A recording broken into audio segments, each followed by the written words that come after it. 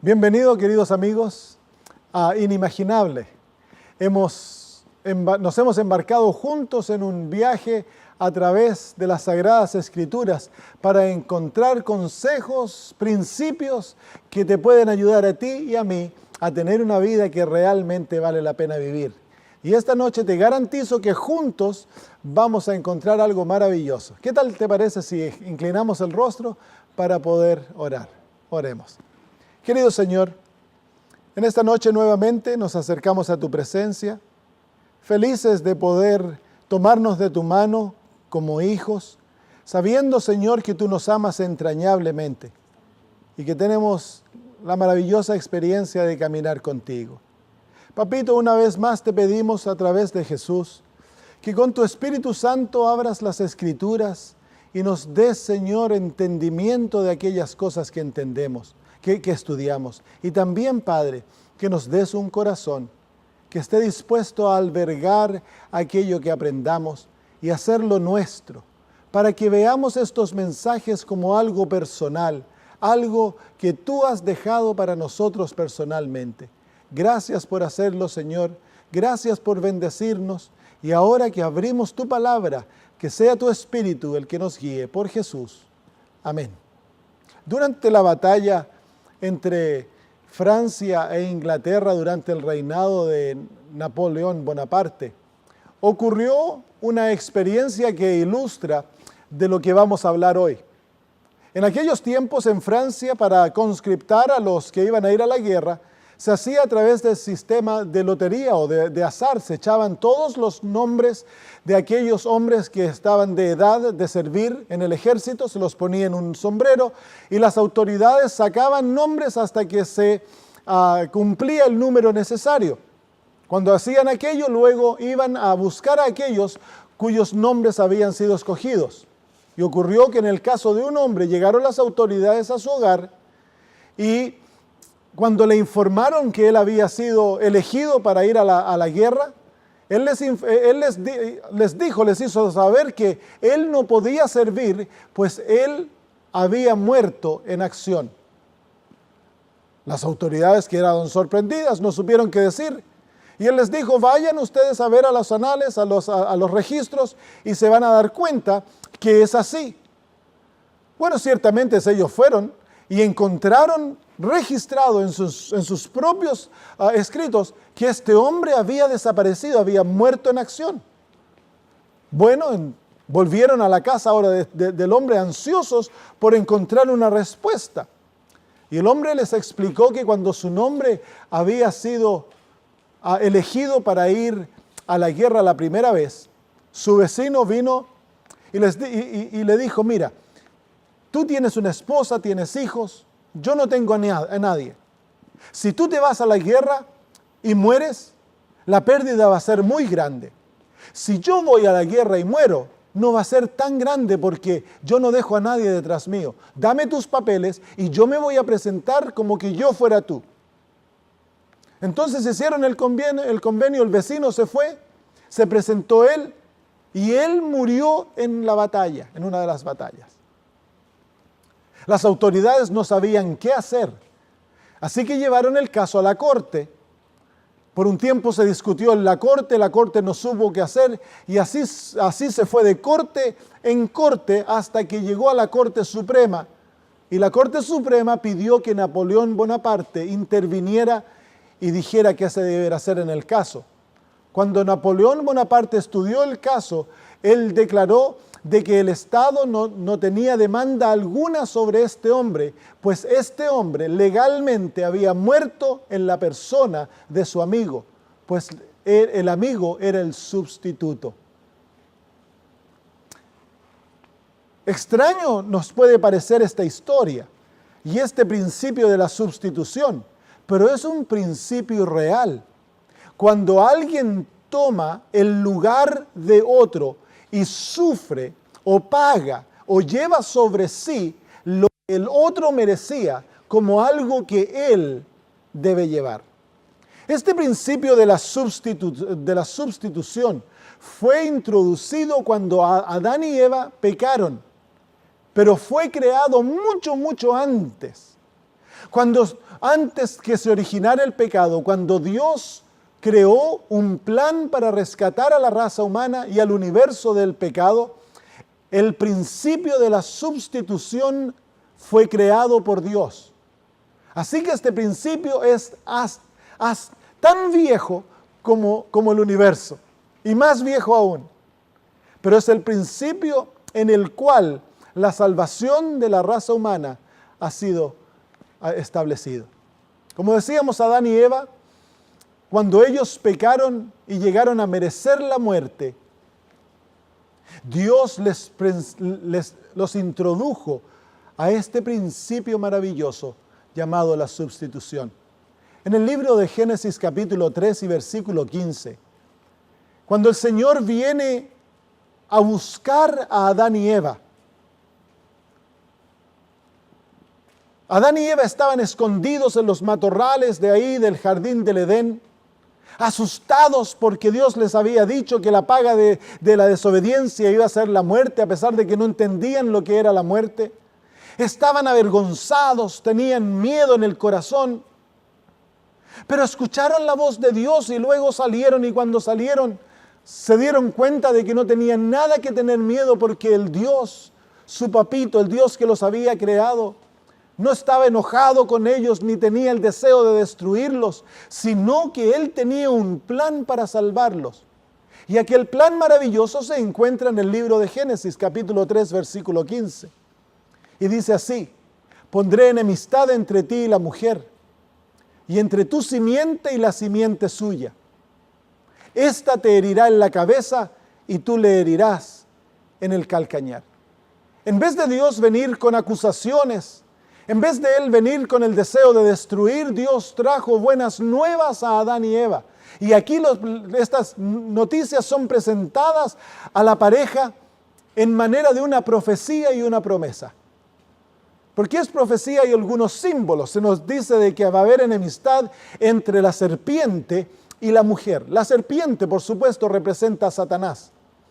Y la mujer en las Sagradas Escrituras, especialmente la profecía, es un símbolo del pueblo de Dios, de la iglesia de Dios. Entonces lo que Dios está diciendo aquí, le está diciendo a Satanás que a pesar de que la raza humana ha caído en las garras del pecado, va a haber un pueblo, va a haber gente, va a haber seres humanos que van a escoger a Dios y van a llegar a ser parte de un pueblo que van a recibir salvación, perdón, y van a llegar a ser la gran mujer a través de los siglos, que es simbolizada en la Biblia como la esposa de Jesús.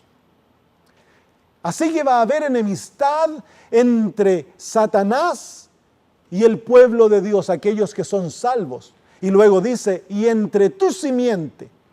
La simiente de Satanás son aquellos seres humanos que rechazan la oferta de salvación y que escogen, o que por rechazar a Dios se mantienen del lado del enemigo. Y luego dice, y la simiente suya. Hay una simiente de la mujer o un descendiente de la mujer. En otras palabras, Dios va a tener un pueblo a través de las edades que lo va a reconocer a Él como Dios y a Cristo como Salvador. Y ellos van, a través de ellos, Dios va a traer a un ser. Y de acuerdo al versículo, este ser, no se nota bien en el español, pero en el original dice que va a ser un hombre. Él te herirá en la cabeza. Va a venir un héroe. Va a venir alguien que va a libertar a la raza humana. Va a venir alguien que va a rescatar al ser humano del pecado. Y el resultado de ello es que Él va a herir a Satanás en la cabeza. Y en el proceso, Satanás lo va a herir a él también. Así que al mismo principio del pecado en este mundo, Dios ya le cuenta a Adán y Eva cuál va a ser los resultados, qué va a ocurrir, y les da un plan a través del rescate y les muestra que hay un héroe, un salvador, que ha sido otorgado para la salvación de la raza humana.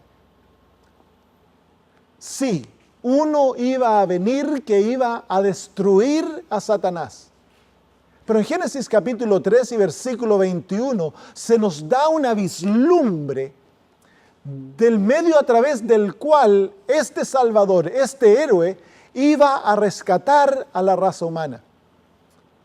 Dice así Génesis 3:21, y Jehová Dios hizo al hombre y a su mujer túnicas de pieles y los vistió. ¿Qué se requiere para hacer una túnica de piel?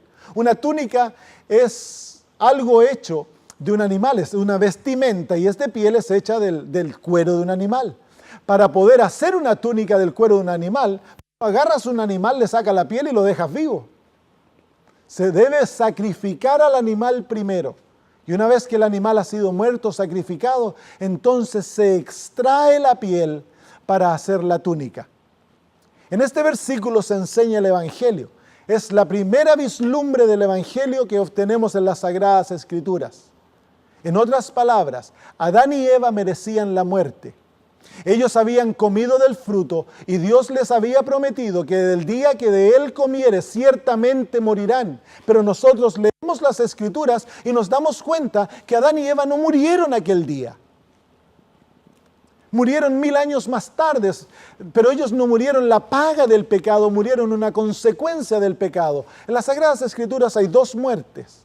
Está la muerte que es la paga del pecado, es muerte eterna, de la cual no hay resurrección.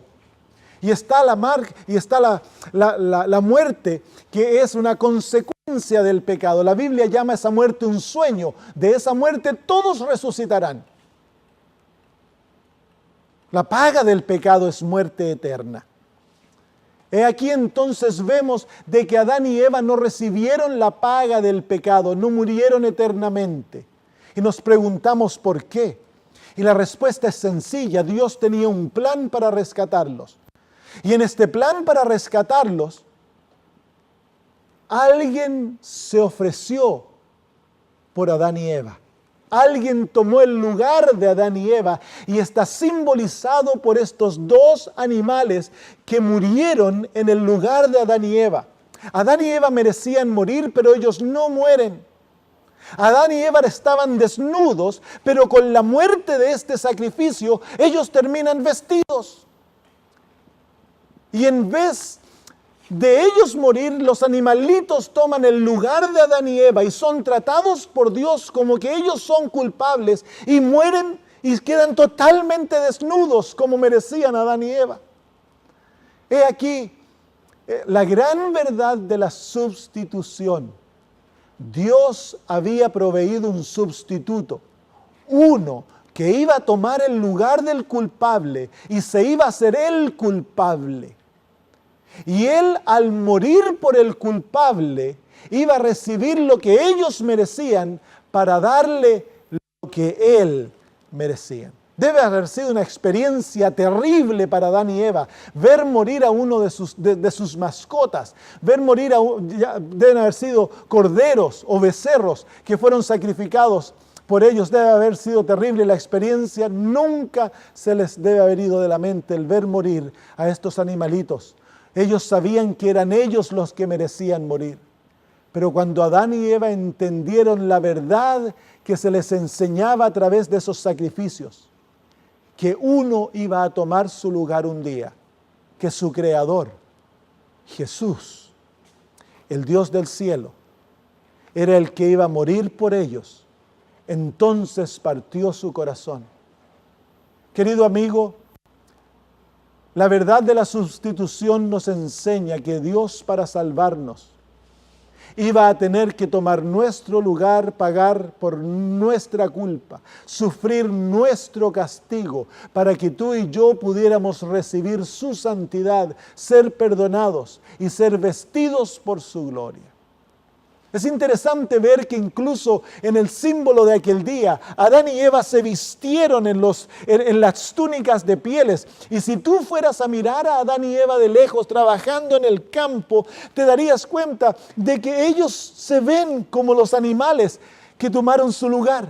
Incluso después de esto, Dios le da a Adán y Eva la misma comida que le había dado a los animalitos. En otras palabras, los animales toman el lugar de Adán y Eva y mueren por ellos, En el mismo lugar, Adán y Eva toman el lugar de los animales y viven por ellos. He aquí la base de todo el plan de la salvación que Dios creó, la verdad de la sustitución. Esta verdad es presentada a través de todas las Escrituras, en símbolos, en profecías, en enseñanzas. Déjame leerte algunos de los textos donde se encuentra esta verdad maravillosa. En el libro de 1 Pedro, capítulo 2, versículos 21 en adelante, el apóstol dice: pues para esto fuisteis llamados, porque también Cristo padeció por nosotros, dejándonos ejemplo, para que sigáis sus pisadas. Y ahora dice: el cual no hizo pecado ni se halló engaño en su boca.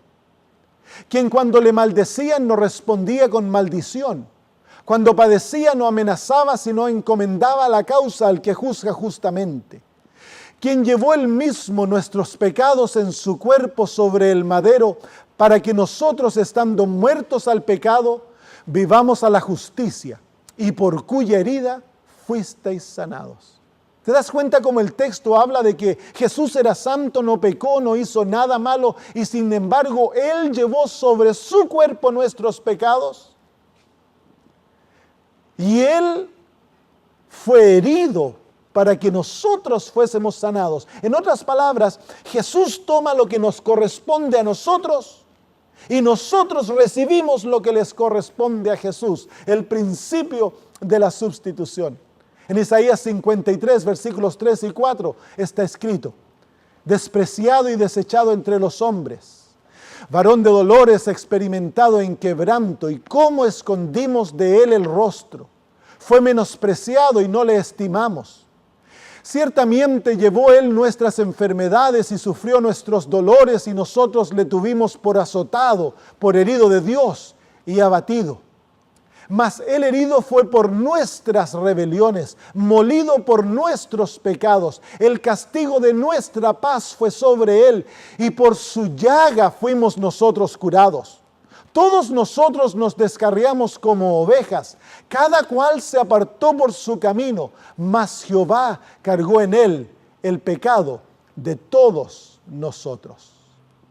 Jesús toma nuestro lugar y paga por nuestros pecados, para que nosotros tomemos su lugar y recibamos lo que Él merece. Esta es una de las verdades centrales de la salvación. Sin el principio de la sustitución no hay salvación. Sin de que Jehová Dios tome nuestro lugar, no se puede pagar el pecado, y el pecador no puede ser libre de su culpa. El pecado es tan grave de que debe ser pagado, debe ser castigado. Sangre tiene que ser derramada. Debe haber una muerte. Si no es Cristo, entonces debes ser tú. Qué maravilloso el plan que Dios creó al darnos un sustituto. Jesús es el sustituto. Pero para que Cristo pudiera llegar a ser nuestro sustituto, Él iba a tener que tomar algunos pasos, iba a tener que seguir un camino que lo iba a llevar al punto en el cual Él iba a tomar nuestro lugar.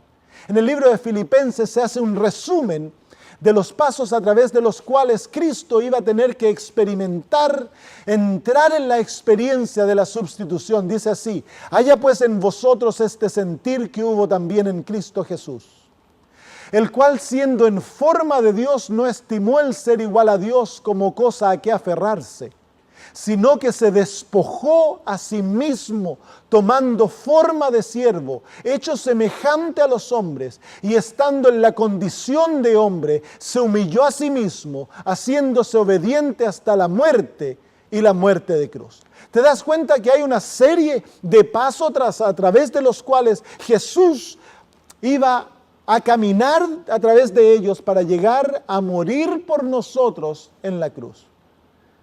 Y su experiencia comienza siendo Dios. Nos dice ahí de que Jesús, siendo en forma de Dios, no estimó estimó el ser igual a Dios. Así que la experiencia de Cristo comienza en los cielos cuando Él es Dios, siendo igual a Dios, teniendo la misma autoridad de Dios el Padre. Hay muchos versículos en la Biblia que nos hablan de la divinidad de Jesús. En el libro de Romanos capítulo 9, versículo 5, el apóstol escribe: de quienes son los patriarcas y de los cuales, según la carne, vino Cristo, el cual es Dios sobre todas las cosas, bendito por los siglos. Amén. ¿Quién es Cristo? De acuerdo a las Sagradas Escrituras, Cristo es Dios bendito por los siglos.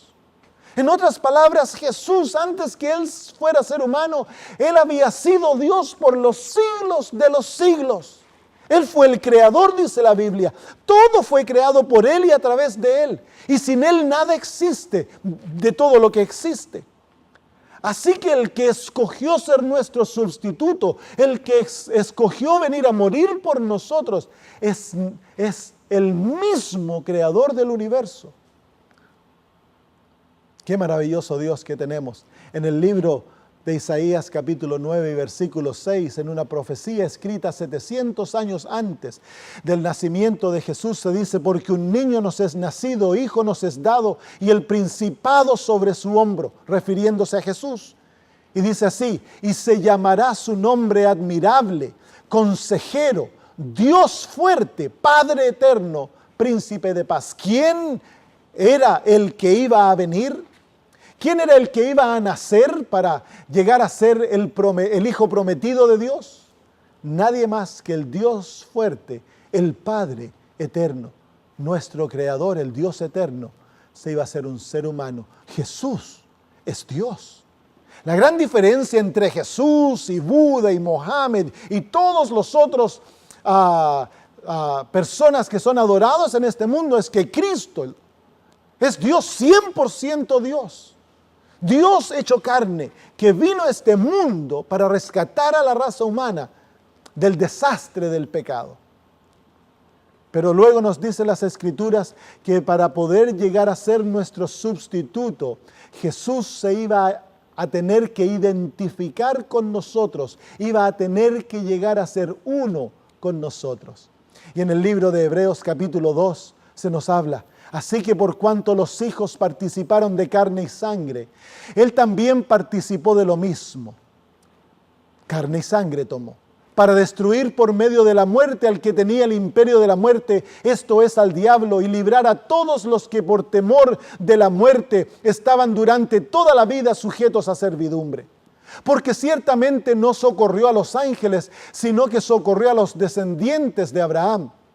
Por lo cual debía ser en todo semejante a sus hermanos, para venir a ser misericordioso y fiel sumo sacerdote en lo que a Dios se refiere, para expiar los pecados del pueblo. Esas palabras nos muestran la naturaleza de Jesús como humano. Él llegó a ser un ser humano mortal, porque Él iba a tener que morir para salvar a la raza humana y destruir al enemigo que tenía el poder de la muerte. Y luego nos dice que en todo punto, que en toda área, Jesús llegó a ser como nosotros. Cristo llegó a ser un ser humano con una naturaleza tal cual la nuestra. Un verdadero ser humano se identificó con la raza humana, porque de esa manera Jesús iba a poder tomar sobre nosotros, sobre Él, el pecado que nos pertenecía. Era un ser humano que entregó el mundo en las manos de Satanás. Debía ser un ser humano que rescatara al mundo de las manos de Satanás. Pero ¿qué ser humano si todos habíamos caído bajo la esclavitud del pecado? Éramos todos esclavos del pecado. No había ninguno de nosotros que no pudiera pecar. Entonces el Hijo de Dios nació como un héroe dentro de nosotros. Tomó nuestra naturaleza y vivió una vida como un ser humano, no superior a nosotros, no con ventajas que nosotros no podemos tener. Jesús era uno de nosotros y de esa manera Él ha entendido. Él sabe lo que significa ser un ser humano. En su propia carne lleva un ser humano. Lleva a la raza humana. Jesús es un ser humano como nosotros. Si piensas en esto, esto es increíble. Cuando Satanás envolvió a Adán y Eva en el pecado. Su sueño era que Adán y Eva iban a llevar consigo toda la raza humana en el pecado e íbamos a ser separados eternamente de Dios. Pero qué increíble, en el plan divino, Dios ha unido a la raza humana a sí mismo, con lazos que no pueden ser quebrantados, tanto, querido amigo, de que ahora el Dios del universo es nuestro hermano, dice la Biblia. Jesús, que es Dios, es también un ser humano, es nuestro hermano y Él nos lleva en su propia naturaleza. Y ahora sentado a la mano derecha de Dios hay un ser humano, hay uno que sabe, que entiende las luchas, los dolores, las penas de esta vida. Él ha vivido, ha sufrido como ser humano y entiende. Y Él anhela salvarnos porque nos lleva en su sangre. Jesús es uno de nosotros. El Dios del universo es uno de nosotros. Debiera darnos gozo esto. Nunca estás solo. Ahora ya no tienes a alguien. Ya tienes a alguien que te entienda, alguien que te ama, que está a tu lado, pase lo que pase. Jesús, porque Él es tu hermano. Pero una vez que Jesús se hizo ser humano, no tan solo Él debía identificarse con nuestra realidad, sino que Él debía participar de la experiencia humana en cada aspecto de ella. Dice así en Hebreos capítulo 2, versículo 18, pues en cuanto Él mismo padeció siendo tentado, es poderoso para socorrer a los que son tentados. Jesús se hizo humano para tomar sobre sí nuestra experiencia, para experimentar en su propia vida toda experiencia de la raza humana. Y en este texto se habla de la tentación. En cada aspecto de nuestra vida que nosotros somos tentados, Jesús fue tentado. Él sabe lo que significa ser tentado. Él experimentó en su propio cuerpo, en su propia vida, en su propia mente, la fuerza de la tentación y la venció para nosotros. Él conquistó el pecado para nosotros y por nosotros. En Hebreos capítulo 5, versículos 8 al 9 dice, aunque era hijo, por lo que padeció aprendió la obediencia, y consumado vino a ser causa de eterna salvación a todos los que le obedecen. ¡Qué maravilloso! Jesús padeció, por lo que padeció, aprendió la obediencia. Así que Jesús nunca fue desobediente, pero como todo ser humano tiene que crecer para llegar a ser un ser humano obediente, Jesús a medida creció fue aprendiendo los principios de la obediencia, fue entrenado, fue enseñado. Él tuvo que aprender a memorizar las Escrituras. Jesús fue un bebé, nació como nosotros.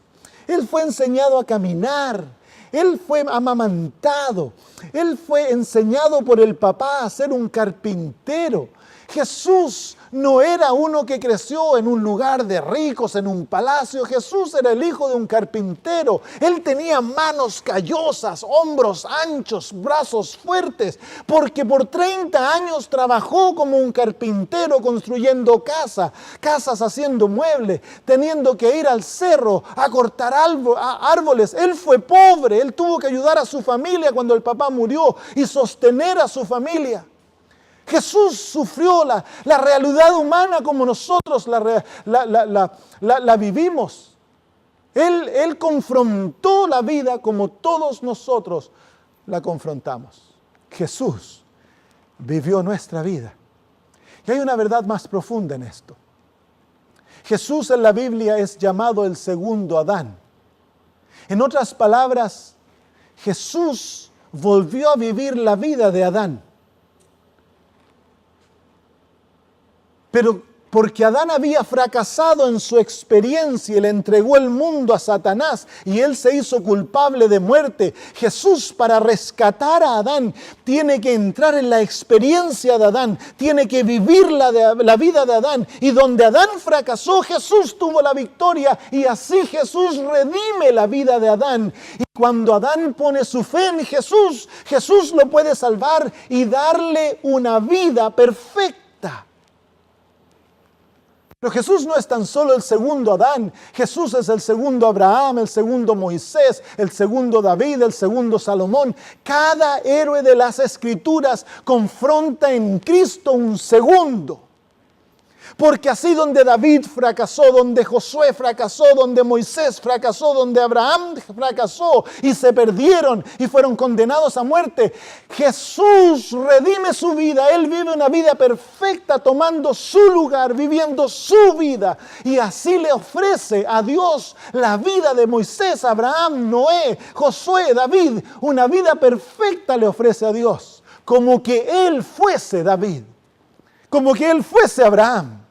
Y Él en vuelta toma lo que Abraham, David, Josué hicieron, el pecado de ellos, lo toma sobre sí como perteneciéndole a Él.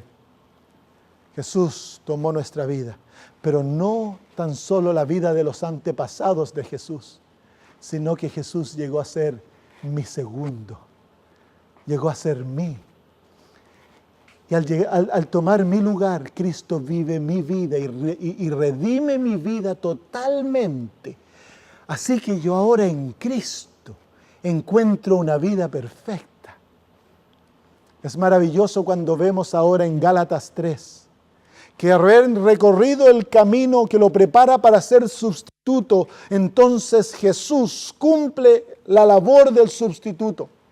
Dice en Gálatas 3:13, Cristo nos redimió de la maldición de la ley, quien por nosotros fue hecho maldición, porque está escrito: maldito todo el que es colgado en un madero. Para redimirnos, para salvarnos, Jesús tuvo que tomar nuestra maldición y llegar a ser maldición, porque fue el maldito al colgar de la cruz.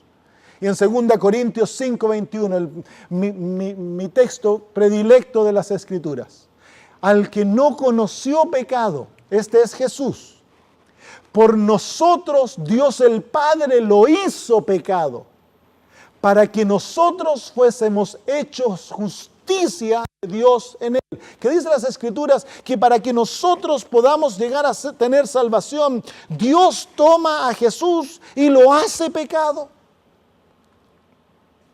Lo que Jesús hizo por nosotros, lo ilustro en este diagrama. Dice: mi vida de pecado merece muerte eterna. La vida de Jesús, su vida perfecta, merece vida eterna. Pero a través de la experiencia de la sustitución, Cristo Jesús recibió mi vida. Y Dios se la imputó a Él como que fuera su vida, porque Jesús escogió libremente. Escogió llegar a ser mi sustituto, morir por mí. Y para ser mi sustituto, Él tiene que recibir mi pecado, mi vida de desobediencia, de mugre, de porquería. Le fue entregada a Cristo. Y Cristo recibió aquella vida como que Él la hubiese vivido. Así que en el Calvario, Jesús fue tratado como que Él mereció lo que había hecho. Literalmente, en el Calvario Cristo murió como culpable. No como que si Él fuera culpable, sino como que Él fue culpable. Porque a través de la experiencia de la sustitución, Dios imputó mi culpabilidad a Cristo. Y Jesús llegó a ser pecado. Todo lo más horrendo fue imputado en Cristo. Jesús llegó a ser Hitler, Jesús llegó a ser el homosexual, la prostituta, el criminal, el asesino, el mentiroso, el codicioso. Jesús llegó a ser el engañador. Jesús en la cruz recibió todo lo que es nuestro. Y Dios el Padre lo castigó a Él. Y lo trató que Él lo había hecho. Qué increíble. Yo no creo que nunca vamos a entender la profundidad de lo que Jesús padeció, la oscuridad. Es por eso de que Él fue separado del Padre. Cuando Jesús moría la segunda muerte, que es la paga del pecado, Jesús fue separado del Padre. El pecado lo separó a Él del Padre. Y el corazón de Jesús explotó en agonía al experimentar el horror que el pecado trae. Jesús llegó a ser el culpable. ¿Por qué? Porque Él fue nuestro sustituto. Dice así en Romanos 5, porque Cristo, cuando aún éramos débiles a su tiempo, murió por los impíos. Ciertamente apenas morirá alguno por un justo, con todo pudiera ser que alguno osara morir por el bueno, mas Dios muestra su amor para con nosotros, en que siendo aún pecadores, Cristo murió por nosotros. Cristo no murió por nosotros porque nosotros le habíamos prometido que íbamos a ser buenos. Cristo murió por nosotros cuando nosotros no estábamos interesados, cuando estábamos lejos. Cristo murió por el pecador cuando el pecador estaba enviciado en la maldad, pero murió porque nos amaba y en esa condición nos tomó sobre sí y Él llegó a ser el peor de los pecadores, culpable en la cruz por algo que no había hecho, pero que le fue imputado y el Padre lo trató de que Él lo había hecho. 2 Corintios 5:21 se nos muestra la otra cara de la moneda.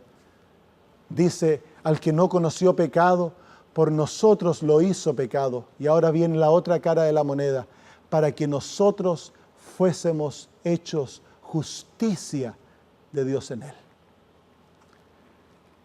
Así como Jesús recibió nuestra vida y murió la muerte que nosotros merecíamos y sufrió la pena de lo que nosotros habíamos hecho y el Padre lo trató como que Él hubiera vivido nuestra vida, fue castigado como pecador. Ahora, a aquellos que acepten a Cristo Jesús, ellos reciben lo que Jesús merece. Porque vosotros sabéis la gracia de nuestro Señor, que Él siendo rico se hizo pobre para que vosotros, siendo pobres, lleguéis a ser ricos, dice la Biblia. Y así es la verdad. Ahora, a todos aquellos que reciban a Cristo como su Salvador personal, Dios el Padre obra en lo reverso. Les da lo que ellos no han hecho y los trata como que ellos lo han hecho. En otras palabras, Dios toma la vida de Jesús, santa, pura, perfecta, leal, llena de fe, de amor, y se la da al pecador. Y Dios trata al pecador como que el pecador hubiera vivido aquella vida. ¿Por qué? Porque ya tenemos un sustituto. Dios nos ve como que tenemos una vida perfecta. ¡Qué maravilloso! Nosotros llegamos a ser los sustitutos de Jesús. Juan 3:16 dice, porque de tal manera amó Dios al mundo, que ha dado su Hijo unigénito, para que todo aquel que en Él cree no se pierda, mas tenga vida eterna. Es tan sencillo, querido amigo. La manifestación del amor de Dios en el sacrificio de Cristo, a medida uno lo estudia y lo descubre, lo deja a uno anonadado de ver el plan tan increíble que Dios creó para rescatarnos. Que Él mismo tomara sobre nosotros nuestra culpa, nuestra maldad, nuestra suciedad y dijera, yo lo hice, Padre, yo lo hice para que lo salvamos. A mí castígame, Señor, para que ellos tengan vida eterna y a ellos dale mi vida perfecta, dale mi obediencia, dales lo que yo soy, dáselos, pero a mí dame lo que ellos son.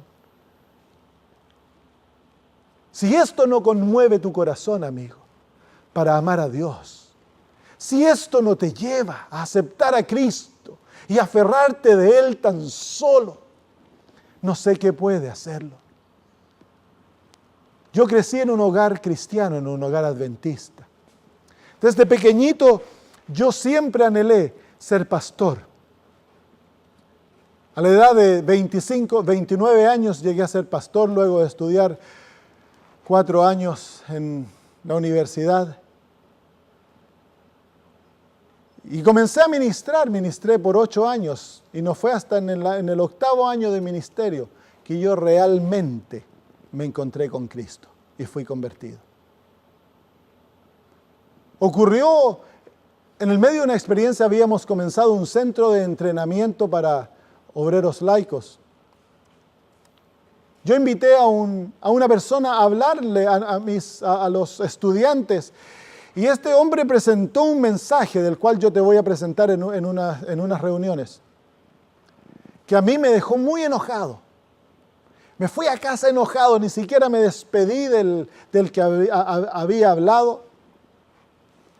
Y aquella noche estaba metido en mi cama y tenía un enojo, tenía una rabia. Estaba orándole al Señor y diciendo, ¿por qué dejé que este hombre viniera? Y de repente el Espíritu Santo comenzó a hablarme a mi mente y me mostró que el mensaje que este hombre había presentado era la necesidad de mi alma y que yo había estado buscando por esto por tantos años. Es que esa era la realidad, a pesar de que yo iba a la iglesia, oraba, estudiaba la Biblia, predicaba. A pesar de todo ello, había algo en mí que decía de que a mí me faltaba algo. Algo por lo cual yo añoraba, que no tenía y no sabía qué era lo que era hasta aquella noche. Cuando el Espíritu Santo me habló el corazón, yo comencé a llorar, comencé a ser convicto de pecado. Y luego el Señor me dio una experiencia maravillosa. Yo vi que Dios estaba parado al lado mío. No lo vi a Él, pero sabía que estaba un poquito detrás mío y me habló y me dijo, yo estaba parado mirando hacia un cerro y allá a lo lejos se veía la cruz, lejos, pequeñita, y Dios me dijo, acércate. Y me acerqué a la cruz y en un instante estuve debajito de la cruz, así como está este cuadro. Yo estaba a los pies de Cristo, Jesús había ya muerto y estaba Él crucificado. Y el Señor me dijo, mírale sus pies. Así que yo le miré los pies a Cristo y los pies estaban llenos de lodo, mezclado con sangre, estaban llenos de moscas. A medida yo contemplaba a Jesús, una profunda convicción de maldad se iba apoderando de mi ser. Luego el Señor me dice, mira más alto, y le miré sus piernas, y sus piernas estaban flageladas, cortados, habían pedazos de carnes que faltaban, moscas ocupaban, había líquido que chorreaba por aquellas piernas. La visión o la experiencia era real. Luego el Señor me dice, mira más alto, y le miré su torso. No miré esta parte, no estaba cubierta como por una nube. Y luego miré aquello y su espalda, los lados, no le vi la espalda, le vi los lados, estaban cortados, tirados, desarraigados. Y a medida yo le contemplaba al Señor su cuerpo, llegó a mí la convicción profunda de cuán perdido yo estaba. Y experimenté por primera vez lo que significa estar perdido sin esperanza. Una oscuridad terrible tomó lugar en mi mente, en mi alma, y yo supe que estaba perdido, que era culpable de todos mis pecados. Mi vida se pasó. En un par de segundos vi toda mi vida, todos mis pecados desfilaron desde que yo era niñito hasta ese mismo momento. Todos mis pecados desfilaron en mi mente y yo sabía que yo era culpable de todos y que no tenía excusa para ellos. Comencé a llorar, a llorar, a llorar. Y luego el Señor me dijo, mírale su rostro. Y miré el rostro de Jesús. Jesús estaba colgando su cabeza así. Le faltaban pedazos de barba, los ojos estaban hinchados, estaba todo el rostro sangriento, estaba la corona sobre su frente, sangre seca, sangre fresca. Y a pesar de todo eso, en el rostro de Jesús Lo que impresionó mi alma fue de que no había ira contra mí, no había odio contra mí, no había deseo de venganza contra mí, sino que en aquel rostro maravilloso estaba escrito tan solo una cosa, y era te amo. En ese momento experimenté en mi alma el perdón de Dios y acepté a Cristo. Yo lo había aceptado a Jesús verbalmente muchas veces, pero acepté a Cristo y me aferré a Cristo con toda mi alma, porque por primera vez mi alma entendió de que Cristo era mi Salvador y de que su muerte era para pagar por mis pecados y que a través de Él yo tengo vida eterna.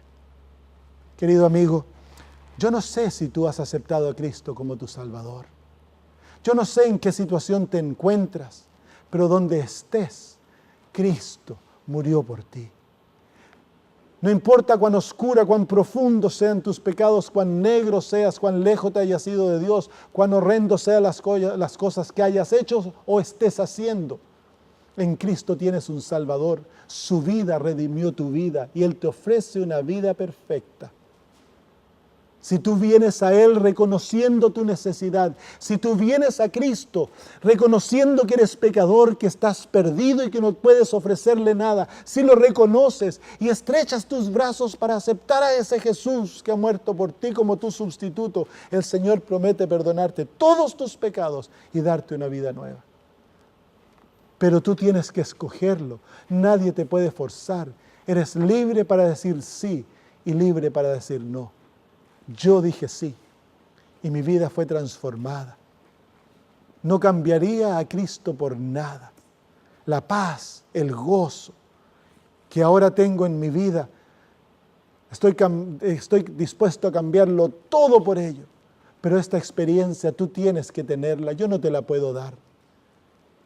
¿Te gustaría aceptar a Cristo como tu Salvador? Si es tu deseo aceptarlo, si es tu deseo que Cristo te ofrezca todo lo que Él ha hecho por ti gratuitamente y te dé tu vida, su vida por ti, para que tú llegues a ser perfecto, entonces lo puedes hacer en este mismo momento, mientras yo oro por ti. ¿Por qué no le dices a Jesús con tu corazón que lo aceptas como Salvador? Oremos juntos. Querido Señor, qué maravilloso es lo que tú has hecho por nosotros. Qué increíble es lo que Cristo ha hecho para salvarnos. Papito, no hay palabras para explicar lo que nuestra alma siente en gratitud por lo que tú, Señor, has hecho para salvarnos. Señor Jesús, te agradecemos por tomar nuestro lugar, por pagar por nuestros pecados, por sufrir nuestra culpa, por llevar la ira del Padre, por hacerte pecado en la cruz por nosotros y sufrir como un malhechor. Y ahora en vuelta no nos das lo que merecemos, sino que nos das tu propia vida. Y el Padre nos trata como que nunca hubiésemos pecado, si te aceptamos a ti como Salvador. Hoy oro por mis amigos que en este momento escuchan este mensaje. Yo pido en el nombre de Jesús, Señor, que tu Espíritu Santo los lleve a aceptar a Cristo, y todos aquellos que acepten a Cristo como su Salvador, pido que tu Espíritu Santo les dé testimonio en el corazón, que son perdonados, que son aceptos y que son llenos de la justicia de Jesús. Gracias por la salvación que les otorgas y gracias por el amor que tan ampliamente has derramado sobre nosotros. En el nombre de Jesús. Amén.